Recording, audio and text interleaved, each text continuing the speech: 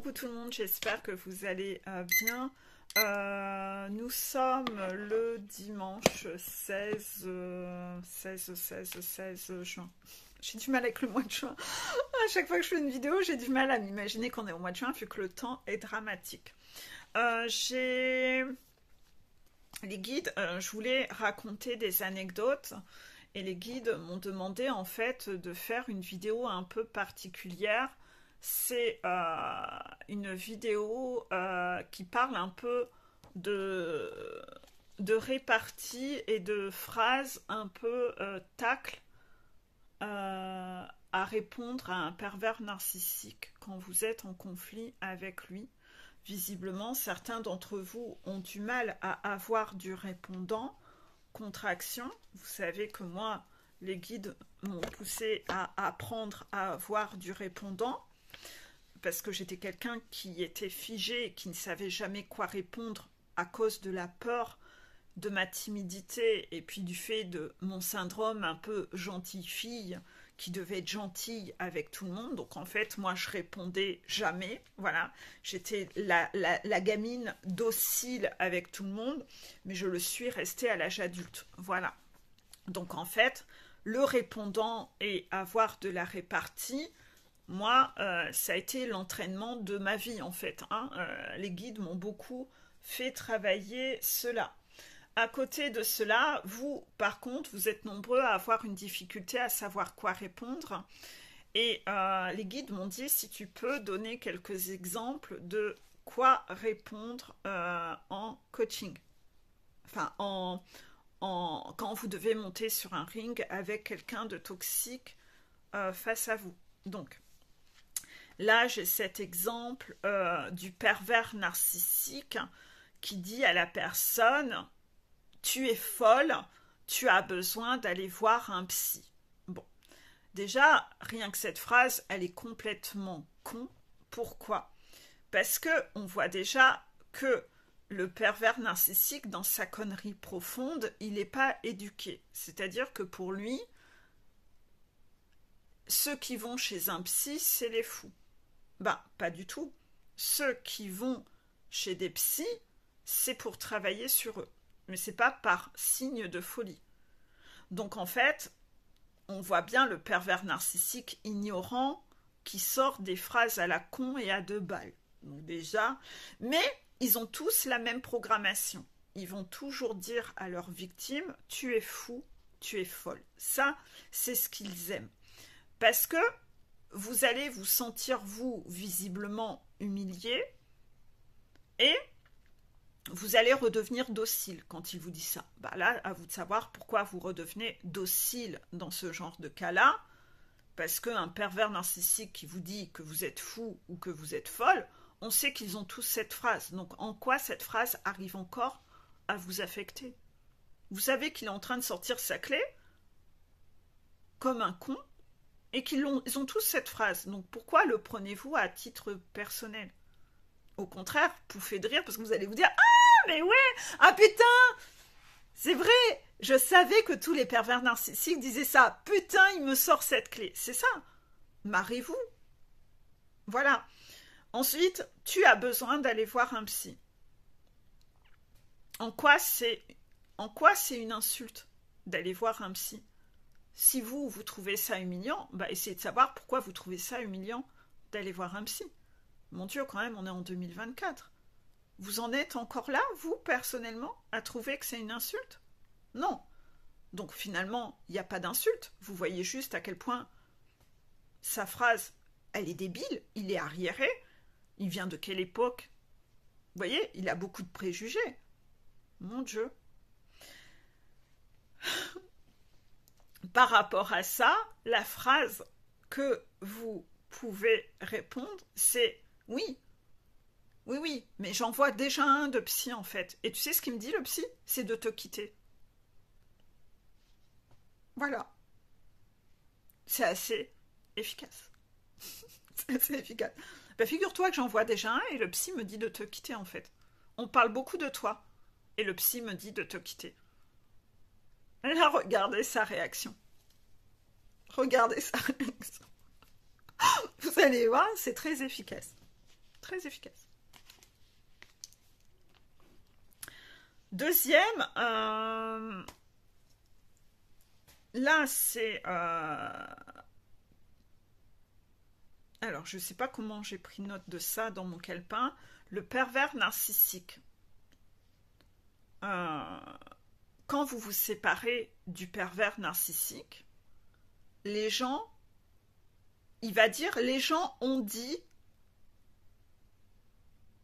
que. Les gens disent que. Méfiez-vous, il n'y a que du mensonge derrière ces phrases-là. Hein. Les gens, ouais. Vous n'avez jamais de choses claires. Vous savez jamais qui ou quoi. Non. Il essaye juste de vous mettre mal à l'aise sur le regard des autres. Mais c'est un test. Hein. En quoi le regard des autres devrait vous intéresser. Puis en plus, vous savez aussi que c'est la clé qu'utilisent tous les pervers narcissiques. Les gens ont dit que... Ah ouais? Ouais. Tu sais quoi? Je m'en fous en fait. Et en fait, du moment où vous vous en foutez, bah il peut plus vous atteindre en fait.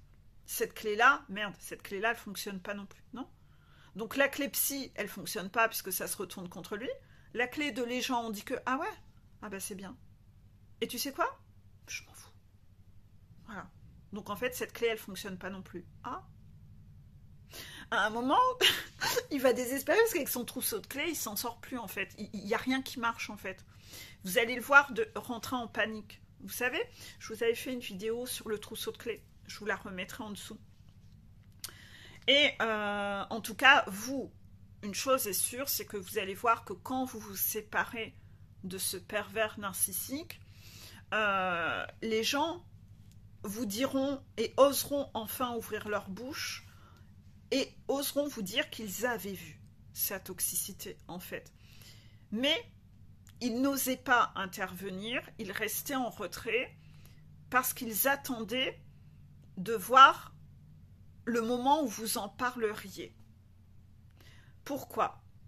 Parce que, vous le savez, il y a beaucoup de situations où parfois, vous avez votre voisine, elle s'engueule avec son mari, il la tabasse, puis vous essayez de la sauver, vous intervenez, et à la fin, ça se retourne contre vous. Parce que finalement, ils se rabibochent entre eux, et les deux se retournent contre vous. Voilà. En fait, il y a plein de situations où les gens, parfois, ils ont déjà vécu le fait de oser donner un avis sur un truc, puis à la fin, les deux se retournent, et puis finalement, on se dit, oh, écoute, hein, qui se démerdent entre eux, ils sont cinglés, c'est pas mon problème, etc. Mais c'est pas pour autant que la personne, elle est aveugle, c'est pas pour autant que la personne n'a rien vu, hein, la personne, elle n'est pas débile, les gens ont bien vu toutes ces situations publiques où la personne a fait preuve de toxicité publiquement vis-à-vis de vous, et les gens ont vu, hein. C'est pas parce qu'ils vous en parlent pas qu'ils n'ont pas vu. Et du moment où vous allez vous séparer, il y a beaucoup de gens qui vont vous dire non mais en fait moi j'avais vu que, je trouvais louche que, et ouais écoute t'as bien fait parce que franchement, et en fait vous allez apprendre beaucoup de choses. En général, vous allez aussi apprendre que cette personne allait déblatérer sur votre dos, en fait. Votre conjoint déblatérait sur votre dos. Et que soit elle l'avait fait auprès de cet ami en question que vous avez en face de vous, ou du conjoint. Donc en fait, vous allez peut-être être en face d'un ami qui va dire « tu sais, en fait, moi ça fait déjà un moment que je sais, parce qu'en fait, il déblatérait sur toi, et il disait ça à mon mari, et il disait ça sur toi, si tu savais tout ce qu'il disait sur toi, voilà. » Et en fait, tout ça, on ne vous le dit pas. Pourquoi? Parce que les gens n'ont pas envie que ça leur retombe dessus. Beaucoup de gens ont peur d'être abîmés. Ils ont eux aussi peur du conflit. Donc beaucoup de gens ne vous disent pas ce qu'ils savent et n'interviennent pas. Mais ils attendent désespérément en se disant « Putain, pourvu qu'il ou elle ouvre les yeux. » Mais eux ne vous disent rien parce que tout comme vous avez peur du conflit, ces gens ont peur aussi du conflit. Et vous, si vous allez vous rappeler, certainement qu'il y a plein de gens autour de vous où vous voyez que le couple, ça colle pas, ou peut-être vous en pia par derrière, mais quelque part, vous n'êtes jamais allé en parler à la personne. C'est ça. on laisse les gens être abîmés parce qu'on n'a pas envie d'être abîmés nous-mêmes. C'est ainsi qu'on part dans le mécanisme de l'hypocrisie la plus totale. Tout le monde est hypocrite, tout le monde voit, mais on ne dit rien parce qu'on n'a pas envie d'être abîmé. Et pourquoi? Parce qu'il y a des gens qui diabolisent ça autour en disant « Ouais, mais c'est pas bien ». Non, en fait, si tout le monde redevenait vrai, on arrêterait de diaboliser les gens qui sont vrais et sincères. Parce que le jour où vous allez voir et vous allez rencontrer des gens sincères qui vous disent ce qu'ils pensent, vous allez vous dire « Putain, ça fait du bien quelqu'un comme ça ». C'est ça. Ça fait du bien finalement parfois des gens vrais. Ouais. Donc pourquoi toi ne le deviens-tu pas? Pourquoi toi ne le deviens-tu pas? Voilà, sois cohérent en fait. Sois cohérent.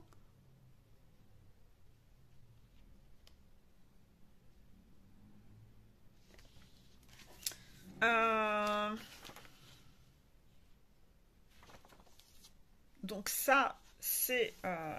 je vais essayer de mettre ma feuille là pour repérer où j'en suis. Je regarde à combien de temps je suis.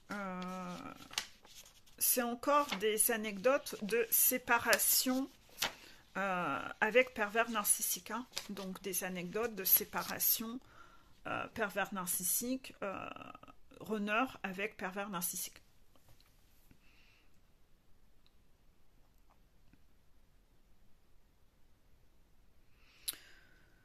Donc, la problématique que vous avez, c'est que quand vous êtes seul dans votre vie, sans moi, avec votre pervers narcissique, c'est dur pour vous de ne plus avoir d'affect face à votre karmico ou karmika. Et c'est comme si c'est devenu normal pour vous que l'autre vous retourne la tête. C'est-à-dire qu'en fait, vous arrivez vers moi en consultation parce que vous avez envie que je vous aide à sortir de cette emprise pour réussir à vous séparer. Et quand vous me racontez tout, votre discours il est cohérent, il est solide. On voit que vous avez ouvert les yeux. Je vais dans votre sens, je vous confirme en effet que tout ça montre bien la toxicité de cette personne. Cela vous rassure, vous voyez que vous n'êtes pas parano, vous ne vous faites pas des idées, ça vous fait un bien fou. Vous êtes remonté comme un coucou, vous êtes content,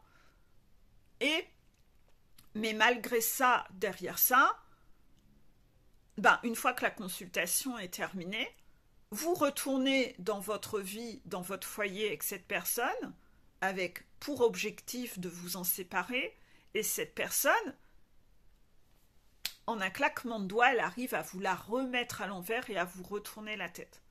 Et en fait, ça peut durer longtemps, ce stratagème où c'est comme si je devais venir camper chez vous, parce que vous, dès que vous êtes seul face à cette personne refait son emprise. Pourquoi? Parce qu'elle est l'araignée qui tisse la toile d'araignée autour de vous, elle a une emprise et un pouvoir de cingler sur vous, et dès que vous êtes seul avec cette personne, elle vous remet la tête à l'envers. Elle a le pouvoir sur vos pensées.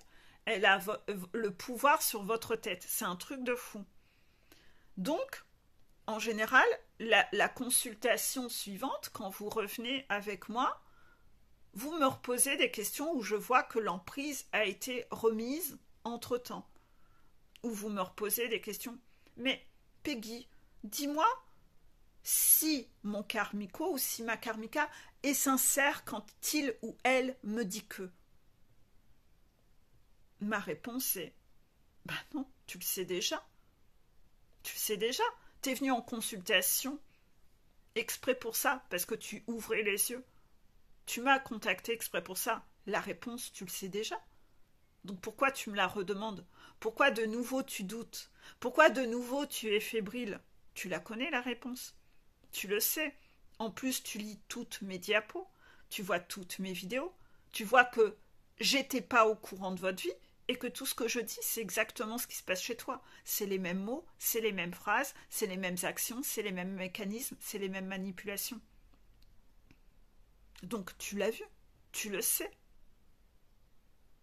Tu as vu que tout ce que j'avais dit dans les vidéos, quand tu es tombé sur mes vidéos, il a fait exactement ça, tout ce que j'avais dit. Donc, tu les as déjà, tes preuves. Pourquoi tu as encore besoin de preuves? C'est parce que tu es encore sous emprise. C'est le signe de l'emprise.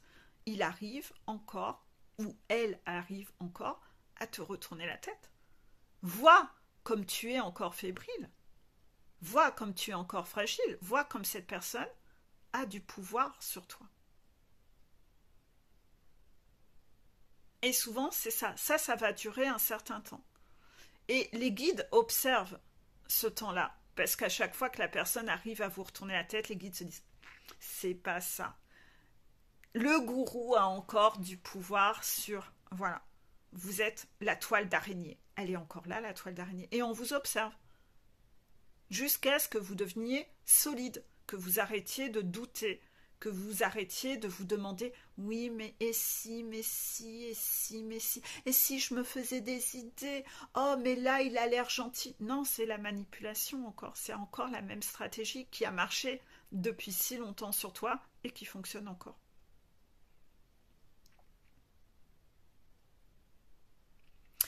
Donc, en fait, c'est pour ça aussi que j'aime vous mettre des vidéos dans ma story où je vous mets quelques minutes de vidéos tous les matins. C'est pour vous montrer que je ne suis pas la seule à tenir tel ou tel discours.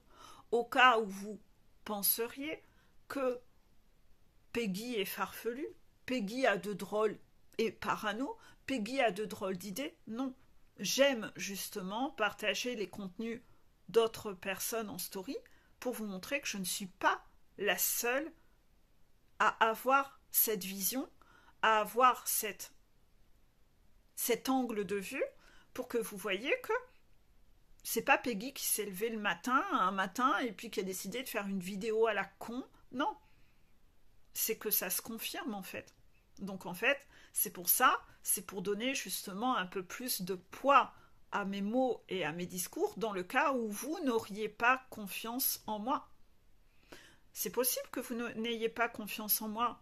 Si vous avez une blessure de trahison importante ou que vous êtes rigide sur un truc, vous pouvez avoir des préjugés à mon sujet. Et franchement, avoir des préjugés sur quelqu'un, ça tient à pas grand-chose. En fait. Ça tient à pas grand-chose. Vous pouvez très bien avoir pour préjugé que je suis pas assez vieille à votre goût. Vous pouvez avoir pour préjugé que j'ai des cheveux blonds. Vous pouvez avoir pour préjugé que je suis coquette. Donc si je suis coquette, pour vous, les gens qui sont coquettes, ça veut dire qu'ils sont abrutis, ils sont cons. Vous pouvez avoir pour préjugé que j'ai pas assez de followers sur mon profil et que la personne qui en a beaucoup plus, c'est elle qui dit la vérité. Et pourtant, pas du tout. Vous pouvez avoir 1001 préjugés. Observez votre angle de vue et prêtez-y attention parce que c'est de là où vous allez voir sur où sont justement vos croyances et regardez-les en face, ces croyances. Allez voir qui vous a inculqué ces croyances. Parce que vous allez retrouver encore une nouvelle araignée. Et en fait, c'est comme ça qu'on retrouve sa liberté, en fait. D'accord ? Voilà.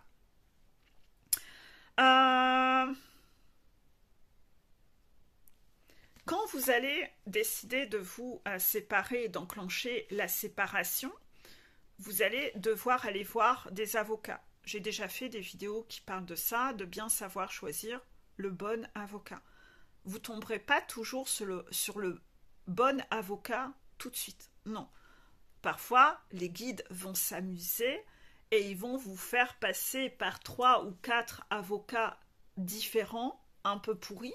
Parfois, il vous aura été conseillé par un singe volant ou une tierce, donc inévitablement, vous ne pouvez pas faire confiance et vous allez avoir un avocat tout pourri.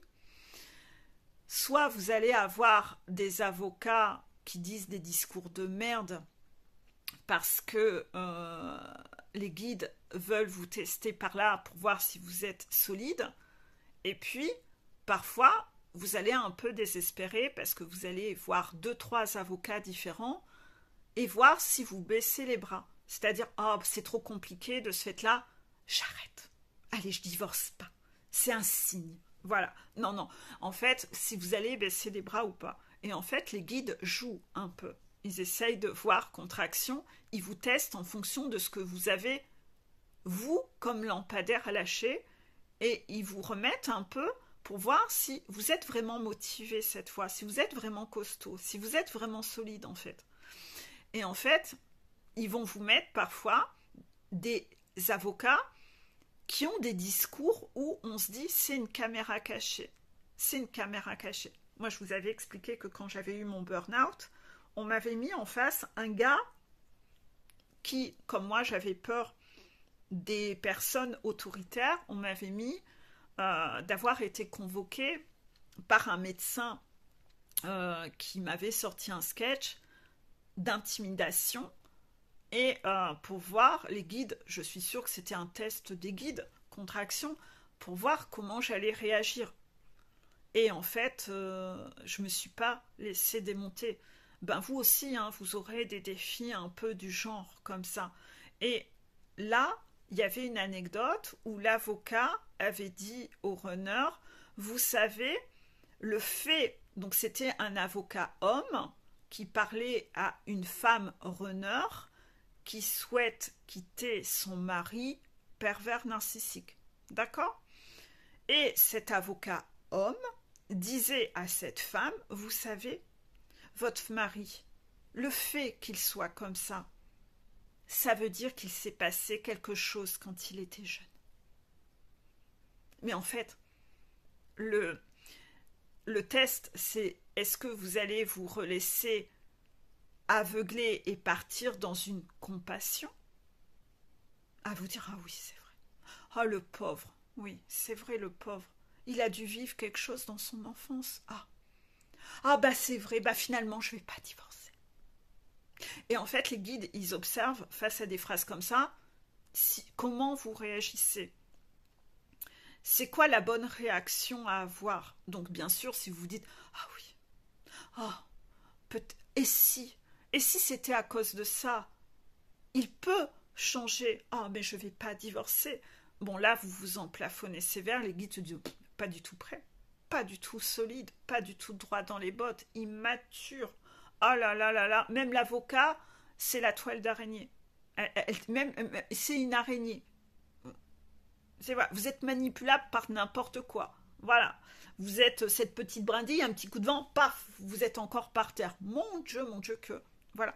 Soit ça marche, mais la bonne réaction, c'est de se dire que, en gros, ah ben, j'avais déjà écrit dans mon cahier l'exemple de choses que vous pouvez répondre à ça. Donc j'avais déjà écrit, voilà, le type de réponse que vous pouvez faire.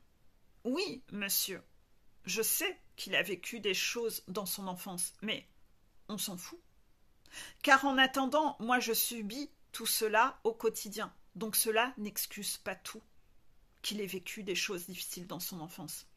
Quand on a vécu des choses dans l'enfance, on a tous le choix.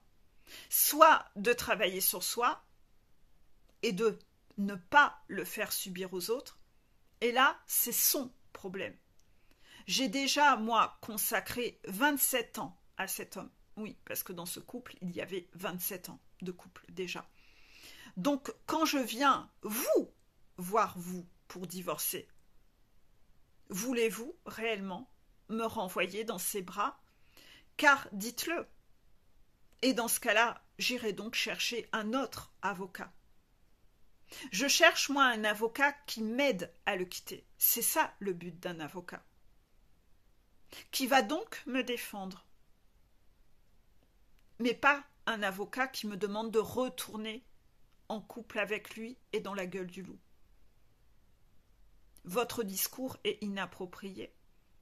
Je viens vers vous pour divorcer. Je viens pas vers vous pour faire une thérapie de couple. Je ne viens pas vers vous pour vous demander votre avis.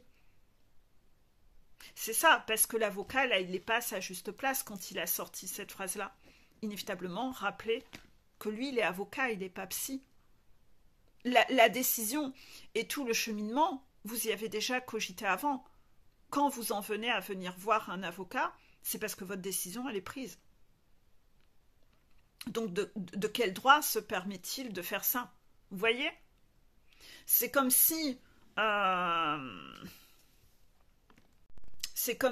en fait, vous avez décidé de vous marier, vous avez choisi votre conjoint, et qu'une fois arrivé devant le maire, il vous dit « Non, c'est pas ce conjoint-là avec qui vous devriez vous marier, je vais plutôt vous choisir quelqu'un d'autre. » Non, nous, nos décisions, on les a prises avant, maintenant, vous, votre rôle, c'est d'acter et de nous aider, et ton job, c'est de m'aider là-dedans.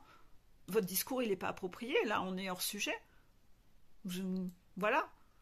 C'est un peu bizarre, un avocat est censé me défendre, si moi je paye un avocat qui est censé me défendre, et là vous êtes plutôt en train de faire le contraire de me défendre. Vous me prenez quoi pour une teubée? Vous croyez que j'ai vécu 27 ans avec lui Vous devez recadrer la personne, parce que là, il y a déjà un énorme red flag sur l'avocat. C'est que déjà vous avez un avocat qui a l'air de défendre votre mari, qui dans sa vision des faits trouve que si on a vécu des choses dans son enfance, ça excuse tout. Si ça tombe, ce gars, c'est lui-même un pervers narcissique et qui lui-même fait les mêmes choses à sa femme et qui trouve, ouais, mais enfin bon, on a le droit, quoi. Donc en fait, déjà, quand vous voyez quelqu'un qui a un discours comme ça, sauf qu'il peut, parce que tout de suite, vous voyez que ce gars, il n'a pas l'air net, déjà. Il n'a pas l'air sain. Déjà, ses discours sont hors sujet. Il se permet un avis. Donc, s'il se donne un avis sur quelque chose où vous ne lui avez pas demandé un avis, c'est que déjà, il se sent concerné. Sinon, il n'aborderait pas cette thématique. S'il se sent concerné, ça veut dire qu'il fait la même chose chez lui. Vous voyez? Donc, en fait, ça pue. Vous ne pouvez pas choisir un avocat comme ça. Vous voyez qu'il n'est pas prêt à vous défendre. Il est bizarre. Il a un état d'esprit hyper space. Donc là, déjà, apprenez à voir les red flags sur les praticiens que vous allez voir. Son état d'esprit, ses valeurs, c'est pas ok, en fait. Hein? Quand vous allez acheter des gâteaux à la boulangerie, la boulangère, elle n'a pas à vous dire « Vous êtes trop grosse, je vais plutôt aller acheter des légumes chez le primeur en face. » Bah non. Hein? Ça se fait pas. Donc là, l'avocat, déjà, ça pue. Ce que vous pouvez aussi dire à cet avocat, c'est « Mais vous cherchez quoi, monsieur, en me disant cela? Ça fait quand même 27 ans que j'attends que ça change, moi. Vous voulez que j'aille me noyer avec lui et mes enfants aussi, juste parce qu'il a vécu quelque chose dans son enfance? Non, j'ai assez donné. Votre phrase est inappropriée. Je trouve votre phrase inappropriée. Je vous ai pas demandé un avis là-dessus. Je suis un peu choquée. Vous voulez en venir où, en fait? Ben ouais, parce que ça doit quand même vous mettre en colère. La vraie émotion que vous devez ressentir, c'est de la colère. C'est un peu facile. C'est pas lui qui vit avec la personne. Et on se dit, s'il édulcore et qu'il minimise ça, ben c'est vraiment à se demander si lui-même le fait pas, s'il trouve pas ça choquant. Un avocat est censé aider. Vous pouvez même faire de l'humour, mais vous connaissez mon mari, il vous a payé. Vous l'avez déjà vu, il vous a déjà payé pour faire sa plaidoirie. Donc en fait, vous ne serez pas mon avocat, vous serez son avocat, lui, c'est ça? Non, ben, je pense qu'on va pas conclure, parce que moi, je veux un avocat qui va me défendre et qui va m'aider à divorcer, en fait. Et sur votre plaque, c'était écrit que vous étiez conseiller matrimonial? Ah, j'avais pas vu que vous étiez psy aussi.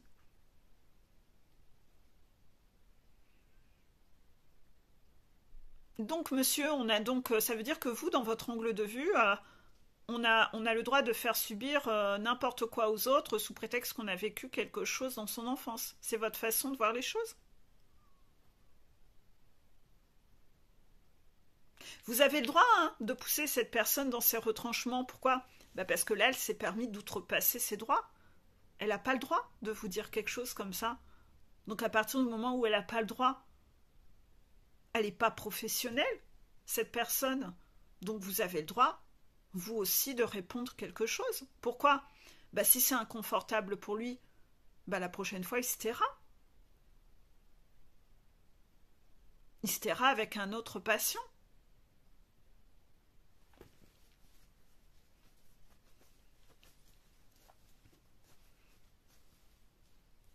Voilà.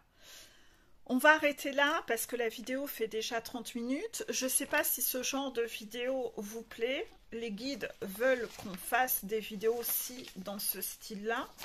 Donc, vous verrez si cela vous aide, si vous avez trouvé ça sympa.